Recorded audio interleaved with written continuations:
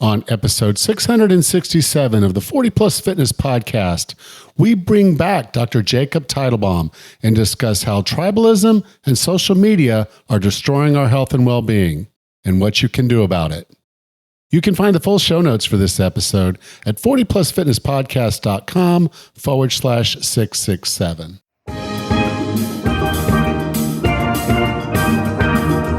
Have you decided you're ready to make a change?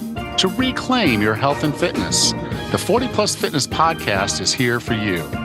Each week, we dive deep into health and fitness topics that affect those of us over 40. I'm Coach Allen. I'm an NASM certified personal trainer with specializations in corrective exercise, behavior change, performance enhancement, and fitness nutrition. A Precision Nutrition Level 1 coach, a FAI certified functional age-link specialist, and an OTA Level 2 online trainer. Each week, I'm joined by our co-host, Coach Rachel. She is an NASM certified personal trainer and a RRCA Level 1 run coach. Let us be your coaches as you find your way on your health and fitness journey. All right, let's go.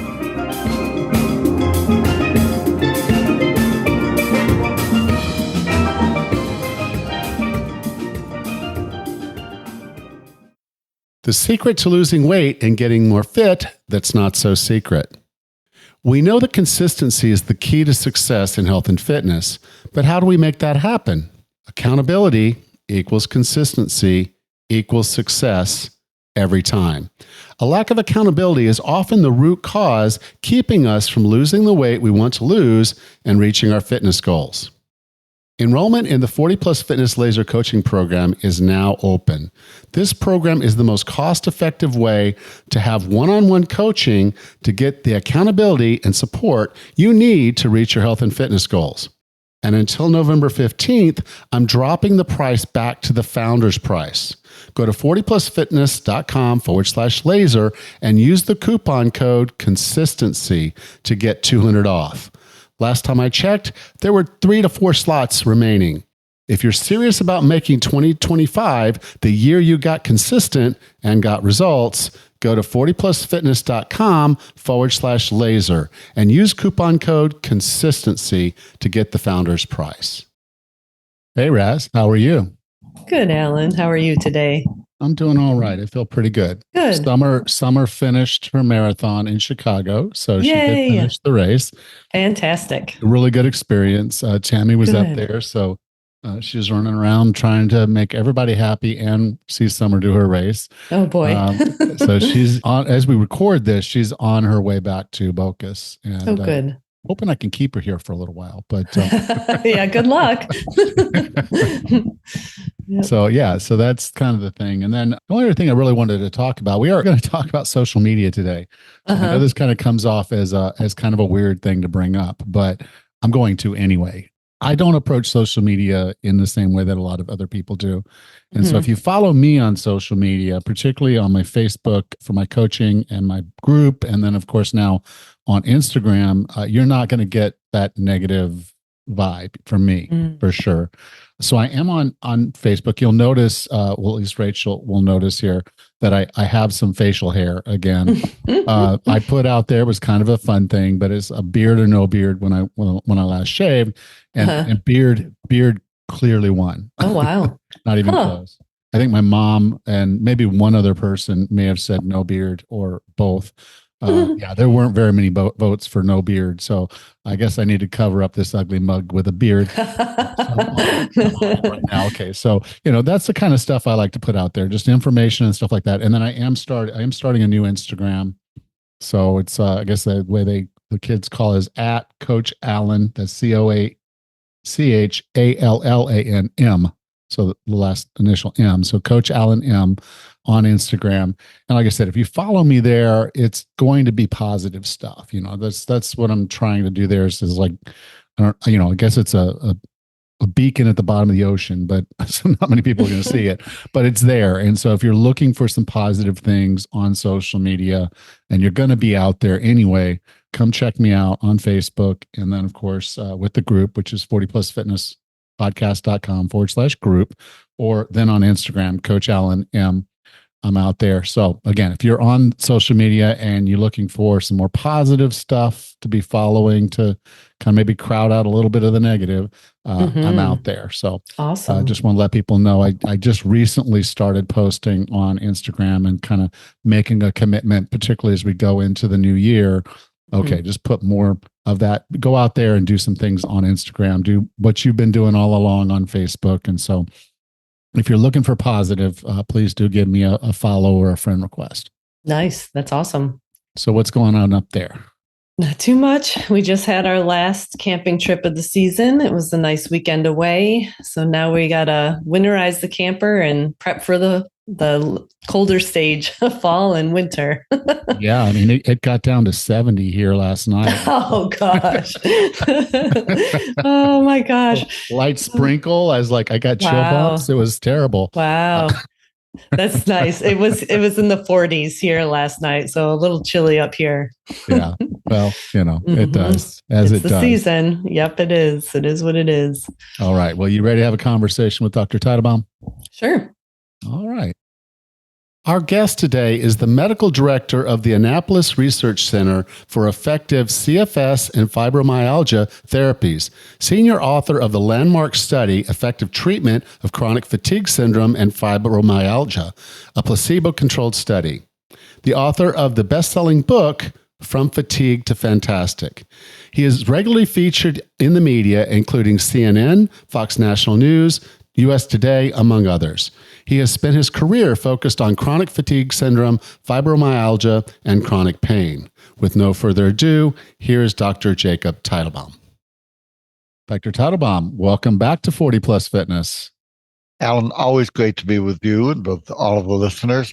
For those of you who are feeling fatigued, fearful, or just want to know how to avoid COVID and other infections, or have persistent long COVID symptoms persisting, we are going to address all of those today. You are going to feel so much better.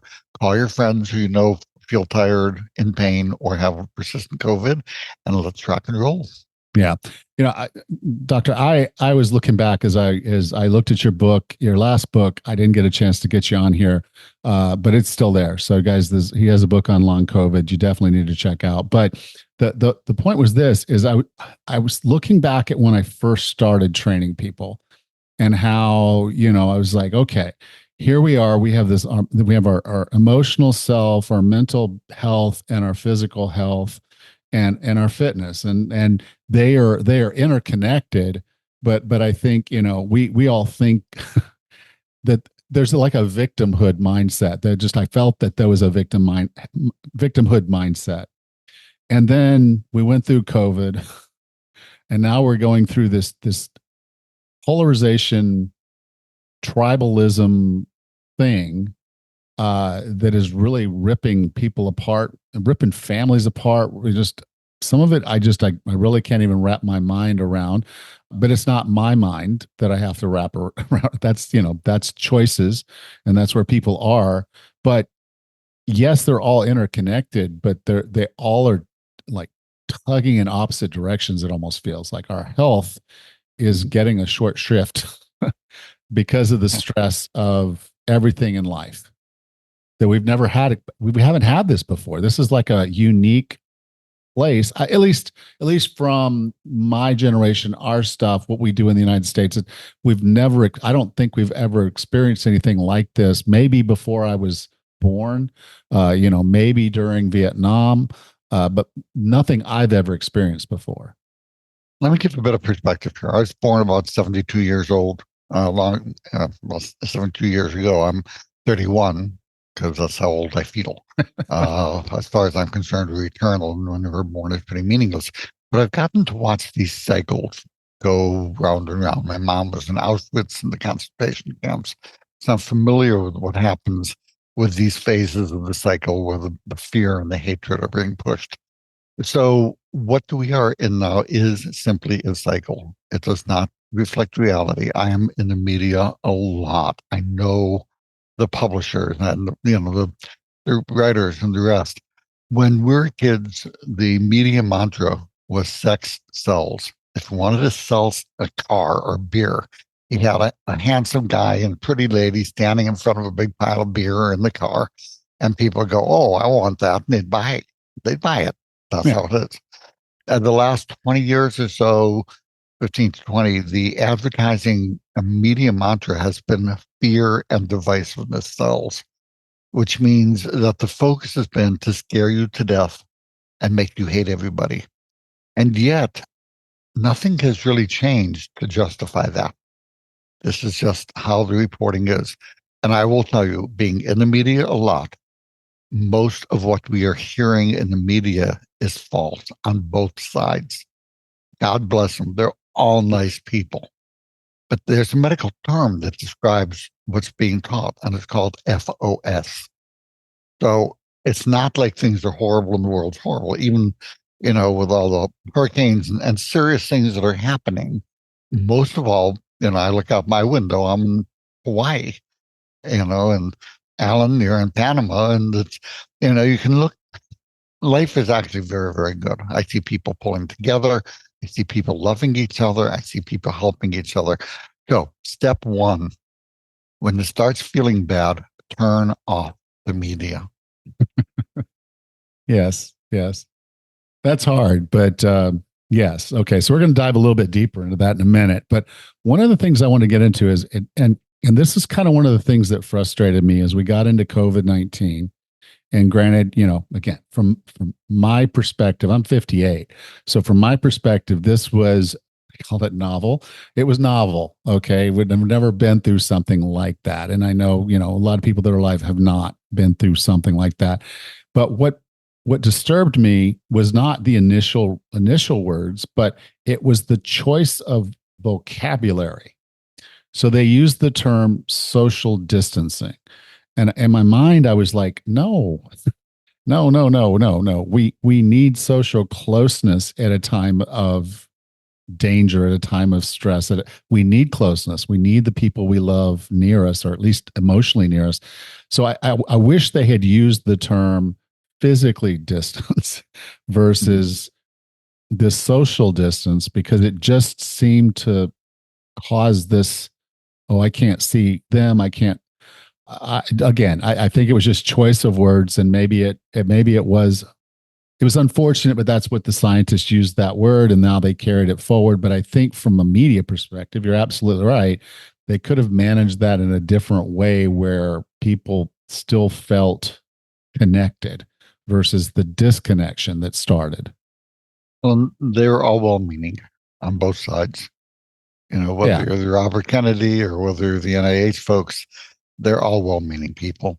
I disagree with them all. I think they're just they're dead wrong. I'm a scientist. I look at the research. I look at the clinical stuff. So yes, it's been a difficult time for people. It's time to come out of that. You'll find that they will try to keep throwing us back into fear, because fear sells. Divisiveness sells. And there's this Tai Chi move that I'm going to recommend that's very good when you're feeling really, really stressed and anxious, feeling gritting your teeth when you're watching the TV, the television or your screen. I want you to pause, take a big breath, bring your hands together to your chest, reach out, grab the remote control, and click off. And you'll feel so much better. Yeah, the ancient Tai Chi. Yeah, it's like pretend you don't have a TV. Was that Matrix? There is no TV. Like I said, there is no spoon. It's like there is no TV or Twitter or any of that. So this episode is going live on Election Day in the United States, and so that's obviously been a big thing. There's been this creation of polarization, and it's a tribalism that's been created, the division. And it's so weird. I can't, you've said, it's like they're both wrong. They're both wrong and they're both right. There's bits of what they say that are true and factual, and there are bits of what they do that are just completely not, because they've tied themselves in a little knot. And I think most of us want truth. We want to solve the problem. You create an imbalanced, formula. We all, even though we say we hate algebra or what, we want to balance the equation, So when someone's going through that, and you threw out a word that when we were first talking that I thought was really interesting. You used the term PTSD. So what is? I mean, again, it's hard for me to wrap my mind around. You got PTSD because of politics and election. Mm-hmm. Can you kind of go through that a little bit? Because that's a lot to unwrap in my head. Well, in Hawaii, we got an expression in Pidgin, in the local tongue, which is if something's delicious, you say, "Oh, it's a broken the mouth," and then it's really good. PTSD is more the opposite direction, where you're kind of broken the mind, where the stress has been so overwhelming that the mind has to take measures and disconnect from a lot of these areas and feelings and stressors that are going on. They can cause flashbacks. It can cause a constant adrenaline release. It can cause a person to be pretty miserable. Most of us don't have PTSD. We just feel like crud. So I'm going to give you some simple measures. And I know I sounded like, well, just turn it off. And yes, initially get away from the unnecessary stress. These are not necessary. And once you voted, you have no control here. I don't know how to tell you this. Before we voted, we still have no control here.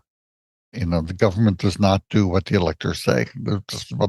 As a researcher, our government does what the people who pay them ask.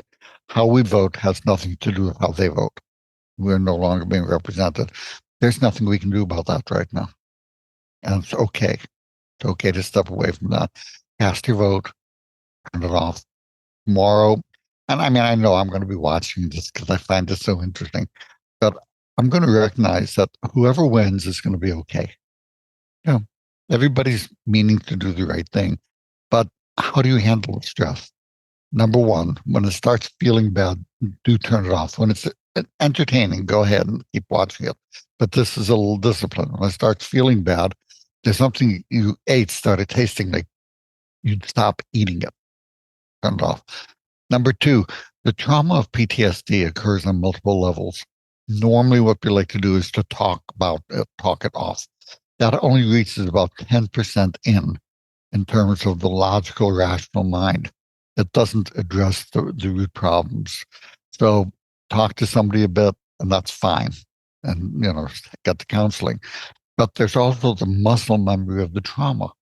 And they're very, very high-tech, expensive ways to take care of that. And that's what we love in medicine. I try to give what the simple ways are. Ever hear Taylor Swift sing a song called "Shake It Off"? I have. Yeah. Yeah. Well, not my generation, not my thing, but yes, I do know the song. See, that concept is better than is wonderful for releasing the trauma. You're going to feel sometimes like you feel like trembling or shaking. That's how every animal pretty much eliminates trauma. You see my cat catching a mouse, and if the mouse after a while gets away, plays possum, and then it gets away, and it'll go through this trembling thing when it's safe, and then it gets back to being a mouse. Otherwise, it would be stuck in PTSD. You shake off the trauma. It really works. And don't bury the shaking when it happens. You can save it and don't want to do it, when they're in the middle of a new date or something, whatever it is. But when you're, feel safe, just let the shaking happen. Let it come off wave after wave. It'll stop after a minute or so. Then 2 days later, it may happen again. That's good. That's your body releasing the trauma. Let it. When you have more severe, and my book talks about PTSD, my book From Fatigue is fantastic. We'll go through detail. There are simple acupressure techniques. If you feel whatever you're feeling, tap right, kind of in the middle of the forehead, just to the edge of one of the eyes, tap under the eye picker side that you want to do, tap under the nose, tap on your chin, tap the middle of your chest. People are going, well, that's stupid. This thing won't do anything. But what it does, you'll feel like a lot of the energy of the trauma just kind of goes out of your feet. The first time I saw these kind of things as a doctor, I said, an utter crock of BS, until I saw a little girl in my office who's autistic and had not spoken 2 words strung together in years. And she just had a treatment that's similar to that. And she was a chatty Cathy. And I said, what happened? Well, we just desensitized her for something or other. I forget what it was. We actually published a study. I was the principal author, where 30 children with autism were treated, 30 with autism were not treated. 23 of the treated children, their autism was pretty much gone by 1 year. So these techniques are powerful. The book will talk about it. You can get them for free. You can just find them on YouTube and online. And then there are many other biochemical ways in terms of medications and other things for even the MDMA, things like that, that have been shown in the studies now to, at a deep level, help the PTSD release. So we'll talk more about how to take care of long COVID today and how to recover your energy in general, and even how to relax from stress, what things you can take that are healthy for stress. But know that even for PTSD, there's my book, From Fatigue to Fantastic.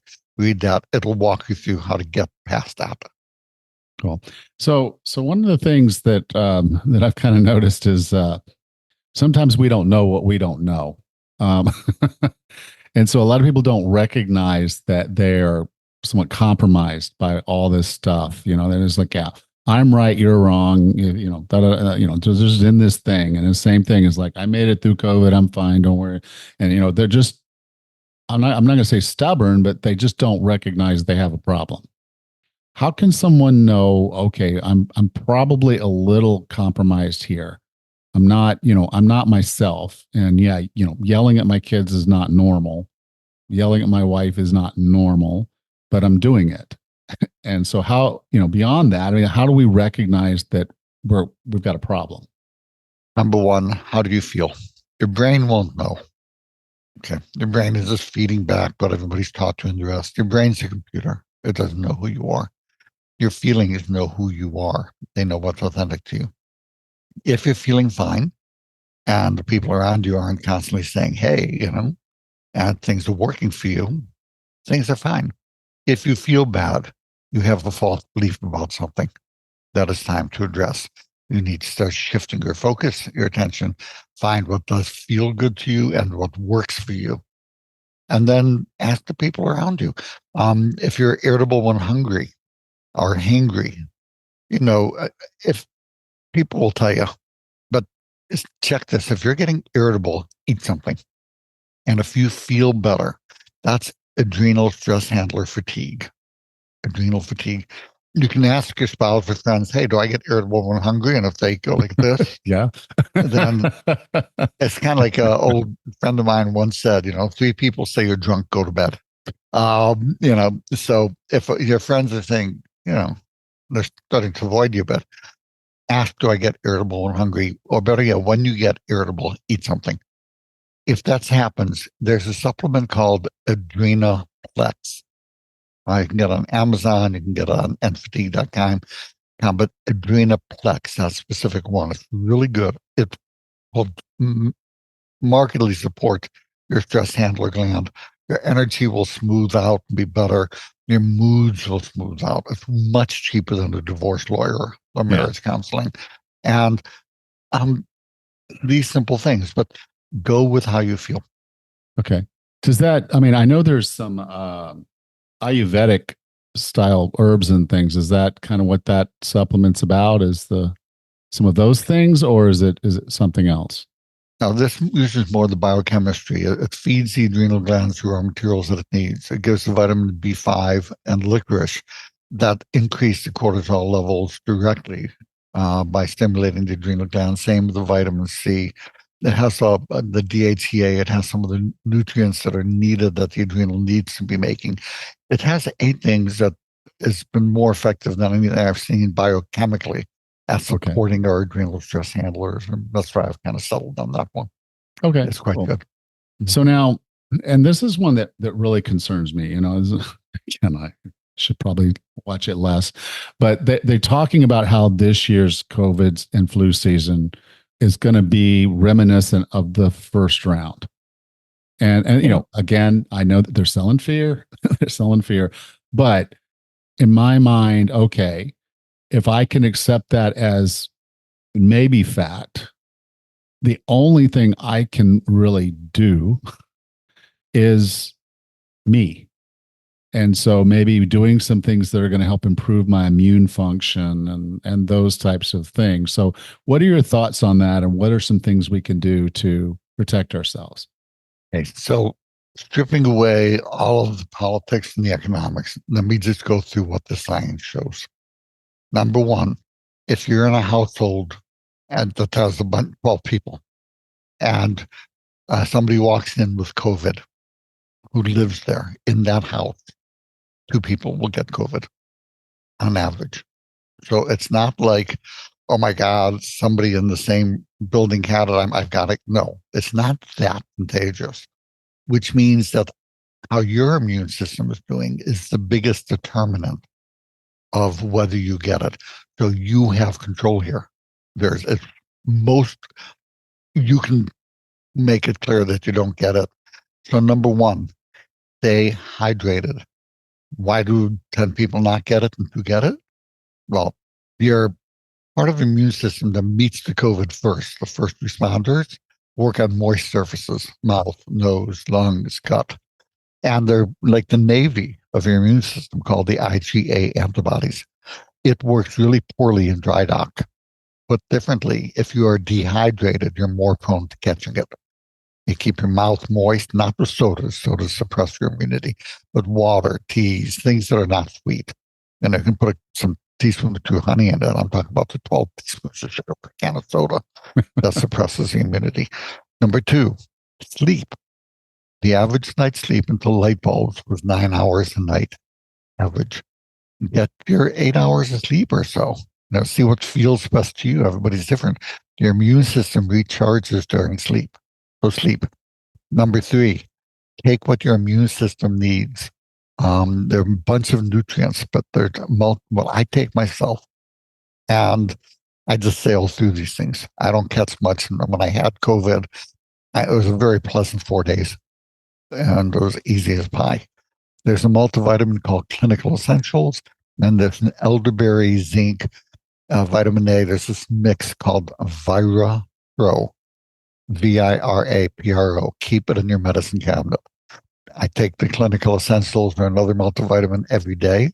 There's actually a better one coming out that's in a vitamin powder, but that's for another time. But the Vira Pro, whenever I'm traveling, I lecture a lot, or when the bugs are going through town, I just take Vira Pro twice a day. And these simple things, you're not going to catch much. And if you do get something, it's going to go away really quickly. So it's easy, easy, easy. Right. And one of the things I read, again, I'm back into the media, but I read when they started going back and evaluating the first people who were getting COVID and ended up hospitalized, that a lot of these folks were deficient in vitamin D. So what does vitamin D do to assist our immune system? And is that a part of that vitamin you recommended?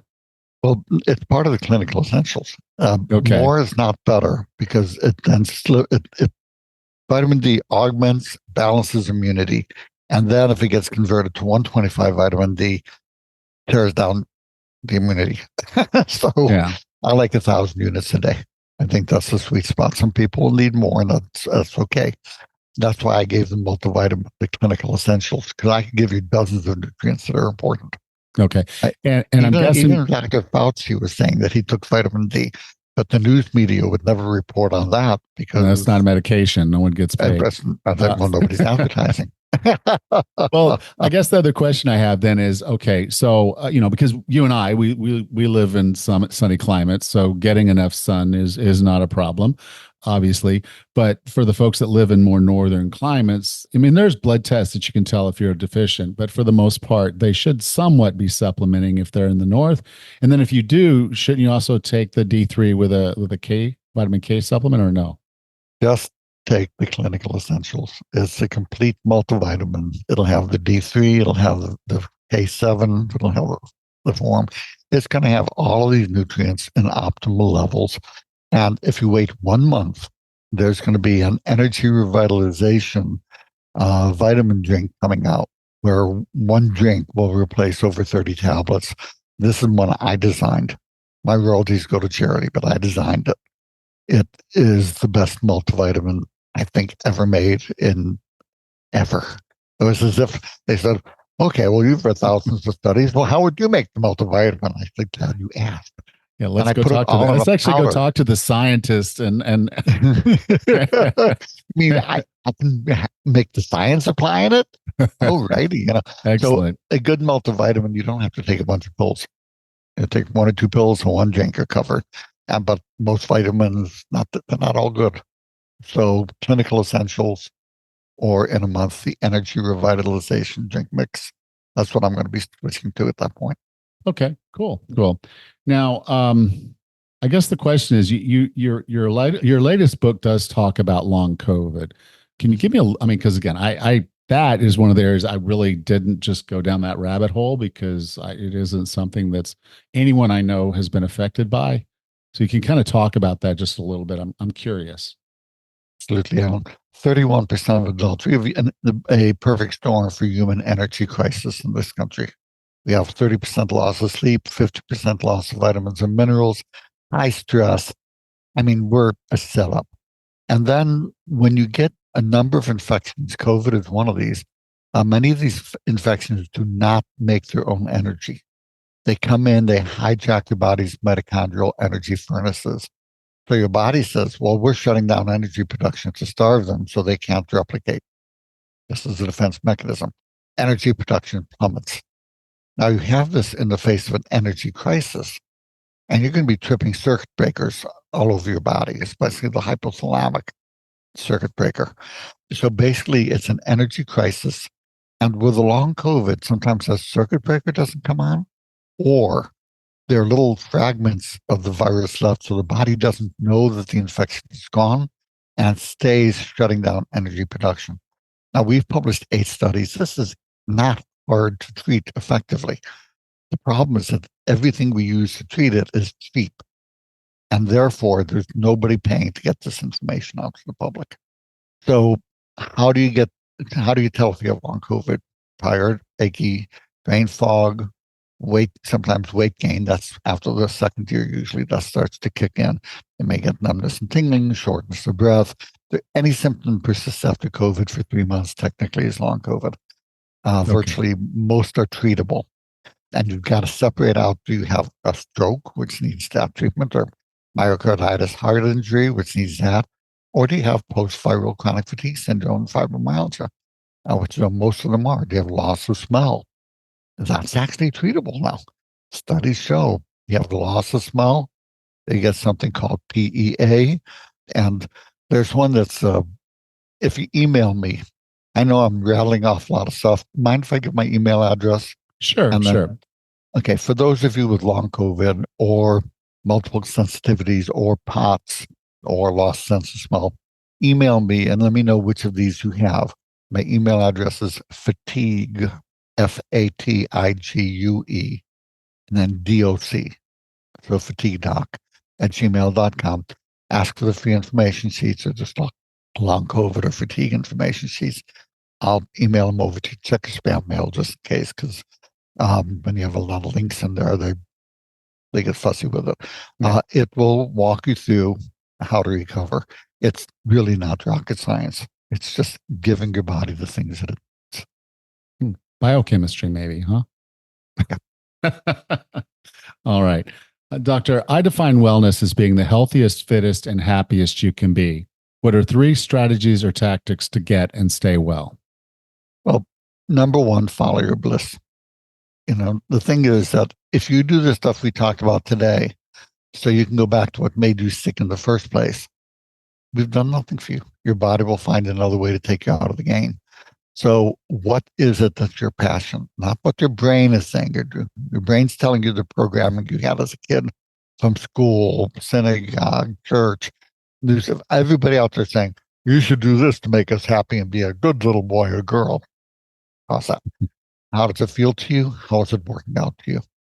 That's how I steer. As a scientist, I do my due diligence. I look at the research. I'm a science geek. I mean, I'm in the literature up to my ankles all day. But at the end of the day, for personal decisions, how does it feel and how does that work out for me? Which boils down to being authentic and following your bliss. Number 2, get your basic nutrition, clinical essentials, very good way, multivitamin, Easy peasy. If you want energy, get HRG 80 red ginseng. Get the chewable tablets. We did a study of 188 people with severe fatigue, 50% drop in function. Energy went up an average of 61%. Stamina went up 80%. Simple HRG 80 red ginseng. And get your sleep. Put out the things you don't enjoy, like the stuff that makes you grind your teeth when you're watching the media. Take that time and use it for sleep. You do those simple things, you will have a life you love. Excellent. Thank you for that. So, Doctor, if people want to get in touch with you, learn more about your books, the one about long COVID and the other one from fatigue to fantastic, where would you like for me to send them? Amazon, easy place to get the books. You Can Heal from Long COVID. It's a nice, short, simple book. I tend to write textbook level things. This was written short, sweet, easy to understand. So You Can Heal from Long COVID. For those with fatigue, pain, fibromyalgia, my book From Fatigue to Fantastic will tell you how to treat each kind of pain, get recovery from fibromyalgia, or just if you have day-to-day fatigue and would like, or just want to optimize energy. The From Fatigue to Fantastic book is very good. The Cures A to Z phone app. It's a free app. You can look up anything from acne to zoster. Gives you the short and sweet. Here's what's going on. Here's how to make it go away. And my email address again, fatiguedoc, FATIGUEDOC @gmail.com. And just ask for the free information sheets for long COVID, sensitivities, whichever of those things you have shortness of breath, just any of those accompanying symptoms. Let me know which ones you want. I'll be happy to send those over to you. Excellent. Yeah. And kind of my put into this before we log off is budget your time on social media, spend time paying attention to people you love and less time paying attention to people who are just trying to scare you. I budget my time for that, but it's hard, but yeah, turn it off, walk away, do something else, get outside, spend time with people you love and do that. So Dr. Teitelbam, thank you so much for being a part of 40 Plus Fitness again. Alan, it's a pleasure. And again, you can get a life you love. Ignore most of the stuff going on out there. It is nonsense. See what feels good, see what works, focus your attention on that. And know that doing how you are is perfect enough, you know, and let yourself celebrate yourself, let yourself enjoy life, because there's really a lot out there to enjoy. Great. Thank you. Welcome back, Raz. Hey, Alan. That was a interesting discussion. You guys talked about a lot of different things, but I figure we might as well start with the problem. And the problem is that we're overstressed. There's a lot going on in the world around us. We feed off of the anger and the animosity, this craziness on, like you had mentioned, social media. And we used to have sex sells, which it does, but now fear is selling. There's FOMO, fear of missing out. I mean, there's just all sorts of negativity around us. And I can see how it has a huge impact on our health. And there's just something that we need to do about it. We can't just sit here and be fearful of living or fearful of what's going to happen. We need to figure it out and do something about it. Yeah, I was on an interview for another podcast called The Coin Flip something, and basically the premise of the show, which it won't come out till December, but it's another podcast that I've guested on. But I just this week, and it was one of the things that in her questions, because what it was about a decision that you made that was a fairly substantial decision in your life, and how you made the decision, your decision making process, and so it was one of those things of saying, well, what was really different about my decision to not go back to corporate and become a health and fitness coach was just that. It was my life is just a total stress ball every day, and everybody's squeezing me, and everything's squeezing. And I just, the constriction, that's kind of the feeling you get when you're really super stressed, is that constriction, that almost inability to really breathe and feel who you're supposed to be. And so the decision to become a health coach, as weird as it sounds, was that it was, okay, I need to get away from the things in my life that are really causing me substantial stress. Well, then COVID happened, elections and everything. So you can't completely avoid it. But the basic point is, when you know that there's a place where you go and it's always that stress, it's always that thing, then you have to at least address that at some level and make decisions. And so I'm not telling you, don't go to your Thanksgiving get together because you know that that's going to be a thing, or don't do this or don't. But the reality of it is, you do have to think about your health and your well-being. True. And choose how you're going to approach these things. So I'll give you my strategy for social media is pretty simple. Okay. I get up in the morning, I pet my dogs, I kiss them on the forehead, I tell them how much I love them. They know it, but I still have to tell them. And then I get a coffee and I walk over and I give myself like 15 minutes to log on to Twitter. And the sole purpose is just to figure out how stupid the world is, what's going wrong.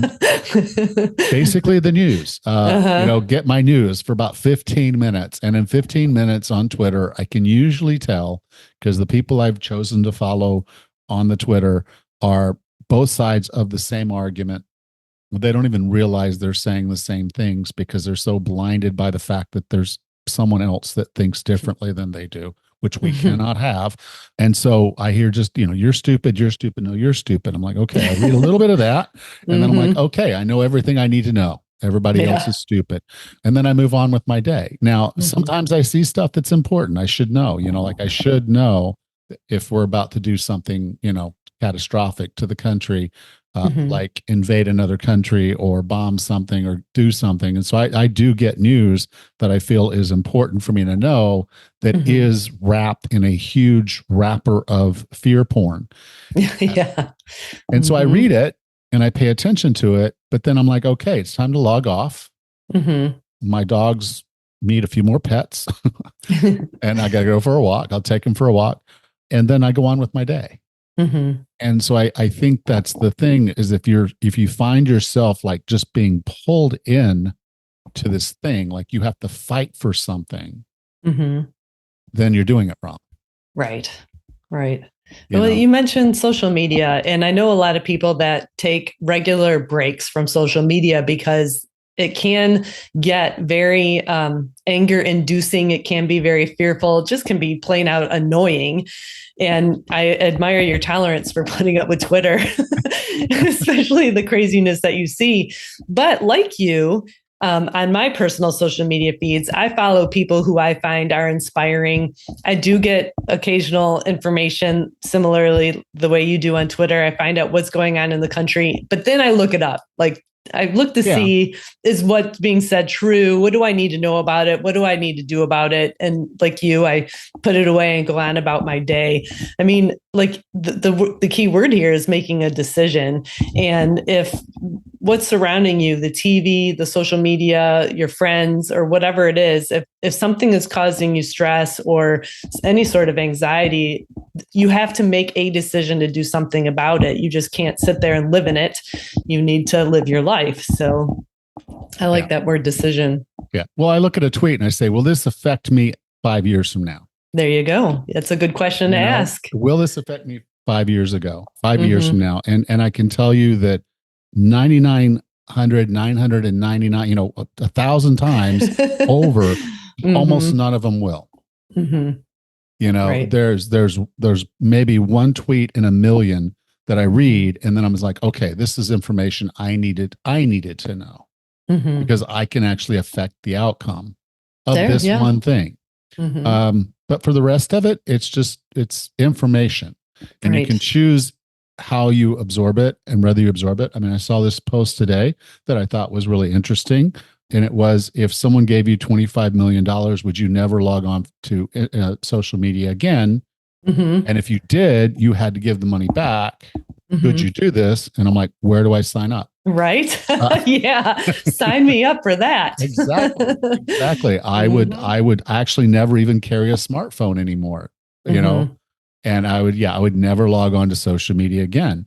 If someone were willing to give me $5 million. So if you've got that kind of money sitting around and you want to get me off of social media, Yeah. there you go. I'll probably take half. You could negotiate. I'm willing to negotiate. So, but I joke, but it's just kind of that concept of why would that even be a question? Mm-hmm. And so I started looking through a few of the comments because I thought, okay, someone asked the question. My answer was immediate. Yes. Where do I sign up? But I saw people like, yeah, I'd get my sister to tell me what people posted. So that's a workaround. Yeah, everybody's looking for a workaround of I still want that juice, even if I can't squeeze it, and I'm like, that's kind of ridiculous, but it is a thing. That jolt of whatever it is, the adrenaline, or it could be dopamine or whatever you're getting, because it's both, that's keeping you engaged at that level, that fight or flight mode. Sometimes that feels good for a minute. Yeah. But it's not good. It's not good. Right. And so that's kind of the thing is if you notice that this is adversely affecting you in ways like if you're laying awake at night and can't sleep because of something you read on social media and feel compelled to turn your phone back on and go back in there and finish that argument, you really need to address that because this is truly adversely affecting your health and your life. And that's something you really should look at. So, right. Again, you said it yourself, sex sales, it's always kind of been the mantra. Sure. And now pain is the new product. The old one works. People still do that. But the new one now has kind of this whole new audience of people that want to scare you or want to like almost be scared. They like that adrenaline thing. They like that. And unfortunately, that's not a healthy way to be, That's right. Yeah. And so you just, again, recognizing how the body responds to all these things and doing something to make sure that you're taking care of yourself. That's just, it's a part of health. It was the last thing that I was able to accomplish by leaving a hugely stressful job, but it's something I'm very, very glad I did, because it's truly improved my health at a level that I could not have reached had I stayed where I was. Yeah. I mean, everybody goes through it. We have tough jobs or we have a moment in our relationship that might be difficult to manage. It could be the upcoming holidays. You mentioned Thanksgiving dinner. We've got the craziness of all the December holidays and New Year's holidays. I mean, there's a lot of things that are going on around us besides the election that kind of all add up to these incremental levels of stress. And we need to recognize when it's affecting us. And then we need to have some measure of control to navigate these tough times and then do the things that we need to do to protect our physical and our mental health. So like you, Alan, I choose fitness. I run when I get angry. I run when I'm upset. I do yoga when I need to calm my mind down a little bit. There are things that we could do. I throw heavy things around, Sure, there you go. People call that weightlifting, but it's also therapy when it needs to be. It is. And when things get really totally out of control, there are tons of counseling resources out there. There are online apps. You can talk to your doctor. There are things that you could do to get the professional assistance that you need. But the point is that you can't live a life of stress. It'll come back to you. It'll hurt your body. It'll hurt your mind. It'll diminish the happiness that you find in life. And you've got to do something about it. Yeah. So if you're living in the States, today was election day and it's over. You voted, you did your thing and it's over. So just let go. Yep. Just let go. The chips will fall where they fall. You did your thing. Yeah. So take a deep breath, maybe a bubble bath, and just lean into your life, lean into your health, take care of yourself. Like and this is just an opportunity now for you to say, okay, that is done. I can't undo. I can't redo. It's done. So all I can do is move forward and take care of myself. So spend the rest of the day. If you've listened to this in the morning, if you've already done your duty and voted, just spend the rest of the day thinking about good things. Think about fun. Think about joy. Think about gratitude. And just do things that are going to make you feel better and make you happier. And, turn off social media for the rest of the day. Absolutely. You're not going to learn anything else that No. you didn't already know. Mhm. And a lot of people out there are going to feed lies just to feed fear, just to feed anger.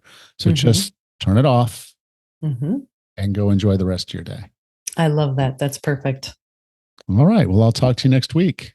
Great. Take care, Ellen. You too. Bye. Thank you. Bye-bye. If you enjoyed today's show, take a moment to subscribe so you don't miss the next one. And if you would, please leave us a rating and review on your podcast player of choice. I'd also love to connect with you on my new Instagram account, @CoachAllanM. That's CoachAllanM. Next time on the 40 Plus Fitness Podcast, we meet Dr. Supatra Tovar and discuss her book, Deprogram Diet Culture. Rethink your relationship with food, heal your mind, and live a diet-free life. Until then, have a happy and healthy week.